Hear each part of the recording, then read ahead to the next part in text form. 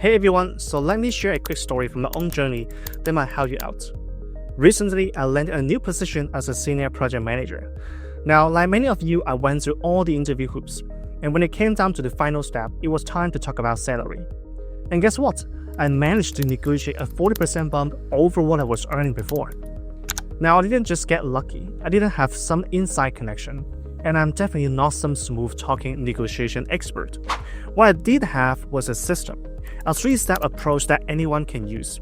So today, I want to share the exact tips and strategies I use to get that better offer.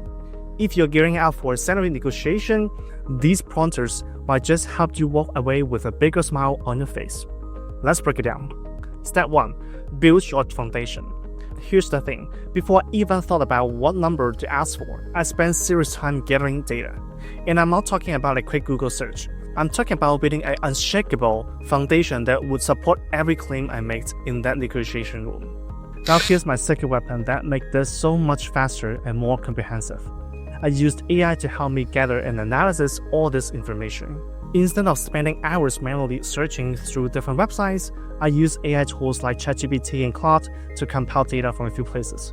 Glassdoor and PlayScale salary ranges, linking salary insights for real-world numbers, current job posting for senior project managers roles in my area, professional surveys and labor statistics, and industry-specific compensation trends. With a well-designed prompt, I had a comprehensive report that would have taken me days to compile manually within minutes. But here's what most people miss. Raw data alone isn't enough. You need to adjust for reality. There are at least 3 factors you need to consider. Location. High-cost cities can command 15 to 30% above national medians. I had AI help me factor in exactly where this role was based and what the local market actually pays, including cost of living adjustments. Skills and certifications. I have PMP, CSM, and PSPO. I make sure they knew I have these credentials and understood their values. Company size and industry. Larger corporations typically pay more, and certain industries like finance, insurance, and professional services offer higher base salaries. The result of all this homework was that when I walked into that negotiation, I knew exactly what I was worth. There was no guessing or hoping, but only knowing, and that confidence showed. The best part is that what used to take me days to research, it helped me compile in an hour, and you can do the same thing. Step 2. Set your range. Once I had my data locked down, I needed a strategy, and this is where most people completely blow it. They throw out one number, cross their fingers, and hope for the best. My strategy came from sales and is widely used in sales. It completely changed how the negotiation unfolded. Basically, I needed 3 numbers. Number 1, my anchor. This was the high end of my research range, not realistic but ambitious. The number set the entire tone of the conversation because whoever throws out the first number controls the negotiation framework. Number 2, my target. This was what I realistically wanted to walk away with. A number that I researched thoroughly and knew was fair based on my skills and the market. And number 3, my walkaway number. This was the absolute minimum I would set based on my financial needs and career goals. And here's the critical part. I never reviewed this number during the negotiation. I will open with my anchor first. And when I did that, something powerful happened. I immediately controlled the entire conversation. They were now working down from my number, not trying to pull me up from theirs. This is called anchoring, and it's one of the most powerful psychological tools in negotiation. The first number on the table becomes the reference point for everything that follows. If they start with a lowball offer, you are spending the whole conversation trying to climb up. But if you start high, backed by data, the negotiation within your framework, it makes all the changes. Worth to know that you should try not to give out any numbers in the pre-screening within HR where they ask for a salary expectation. You can respond by asking for their range or their compensation structure, and you simply tell them that their range is fine but you're leaning to the high end. That's it. The HR doesn't really need a number. They just need to know that you are within their range and that you are happy to continue the process. So don't worry about it. The right time to give out the numbers is when they give you an offer. That's the beginning of the negotiation. Step 3. Show your value. But here's the thing. Data and strategy alone won't close the deal. You need proof of why you're worth that number. So I created what I call a value proposition page. A single page that told my career story in numbers and results. This wasn't a resume, it was a strategic document designed to show the financial impact I've delivered in previous roles. First, I compiled all my measurable achievements. That included program and budget management, revenue and business impact, process optimization, and stakeholder and vendor management. Now here's the critical part that most people miss. You can't just throw all your achievements at them. You need to be strategic about which ones you highlight. Before my negotiation, I carefully reviewed the job description and researched what challenges this organization was facing. Then I picked up 3 to 5 achievements from a value proposition page that were most relevant to what they needed. For this senior project manager role, I knew they were looking for someone who could manage large-scale, complex programs with multiple vendors, deliver projects on time and within budget, and lead in a financial services environment. So during the negotiation, I strategically highlight the $8.5 million program I managed because they needed someone who could handle complexity and scale. The fact that I kept their program within 5% of budget because financial discipline was critical to them. And my experience leading multiple vendors because their upcoming projects involve vendor coordination.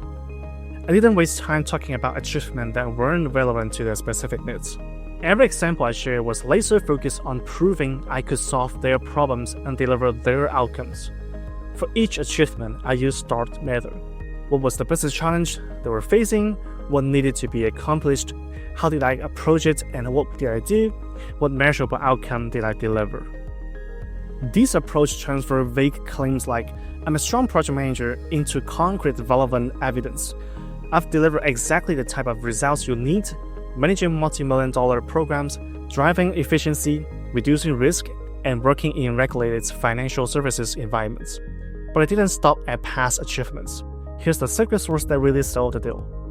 I showed them where I was going, not just where I've been. I shared my career development plans. I was pursuing my Lean Six Sigma Black Belt, continuing to deepen my expertise in financial services technology, and expanding my leadership capabilities. I framed my professional growth as their investment, not just mine. Every single point tied back to what they needed. I've researched their current challenges, their strategic priorities, and their growth plans. Then I positioned my track record, the specific achievement that matched their needs, as the solution to their specific problems. That's what turned the conversation from can we afford Damon to can we afford not to have Damon. Now let's recap the whole system. Step 1. Research data. You build your foundation with objective market information. No guessing, no hoping, just solid data about what you're actually worth. Step 2. Strategic range. You set your anchor, target, and walkaway numbers before you even enter that conversation.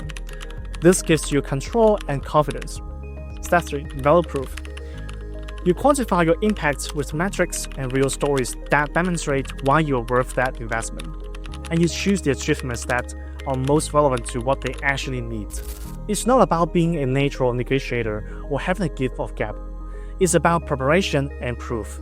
And honestly, that's actually good news because preparation and proof are things that you can control and develop regardless of your personality type. Now I want to be honest with you.